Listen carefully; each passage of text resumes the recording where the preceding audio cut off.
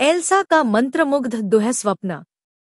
अरेंडेल राज्य में, जहां बर्फ से ढके पहाड़ आसमान छूते थे, एल्सा नाम की एक प्यारी रानी रहती थी। बर्फ और बर्फ को नियंत्रित करने की अपनी जादुई शक्तियों के लिए जानी जाने वाली एल्सा को उसकी प्रजा बहुत पसंद करती थी। हालांकि उन्हें उस काले रहस्य के बारे में बहुत कम पता था जो उसके राजसी बर्फ महल की दीवारों पर छाया हुआ था। एक तूफानी रात में, जब एल्सा अपने बिस्तर पर लेटी थी, गलियारों में एक रहस्यमय आवाज गूंज उठी। इसने उसे महल के भीतर छिपे हुए कक्षों की ओर इशारा किया, जहां एक प्राचीन दर्पण ठंड से ढका हुआ खड़ा था। अपने बेहतर फैसले के विपरीत, एल्सा दर्पण के पास पहुंची और वह एक भयानक रोशनी से चमकने लगा। दर्पण ने अनकही शक्ति की कहानियां और शाश्वत सौंदर्य के वादे फुसफुसाए, एल्सा को अपने रहस्यों को उजागर करने के लिए प्रेरित किया।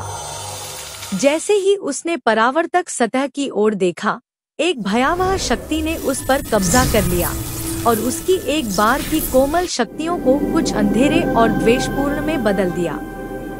दर्पण से एक छायादार आकृति उभरी, जो स्वयं एल्सा का बर्फीला, विकृत रूप धारण कर रही थी। यह विकृत हमशक्ल, जो अब मंत्रमुग्ध दर्पण से मुक्त हो चुका है, ने पूरे अरेंडेल में भय और अराजकता फैलाने की कोशिश की। जैसे ही अंधेरी एल्सा राज्य में घूम रही थी, एक समय का खुशनुमा शहर शाश्वत सर्दियों में डूब गया था, लेकिन यह कोई सामान्य बर्फबारी नहीं थी। बर्फ के टुकड़े एक द्वेषपूर्ण इरादे वाले थे, जिससे वे जो कुछ भी छूते थे, वह जमा हो जाता था। इस शापित बर्फीले तूफान के स्रोत से अनजान, अरेंडेल के लोग अपने घरों में कांप रहे थे। एल्सा की बहन, एना, राज्य को अंधकार की ओर बढ़ता देख चिंतित हो गई।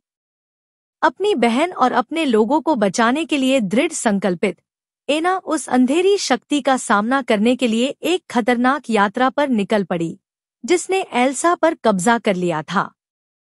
बर्फ के महल के भीतर, एना ने दर्पण का सामना किया और उससे अपनी बहन को उसकी दुष्ट पकड़ से मुक्त करने की मांग की। हालांकि दर्पण की अन्य योजनाएं थीं।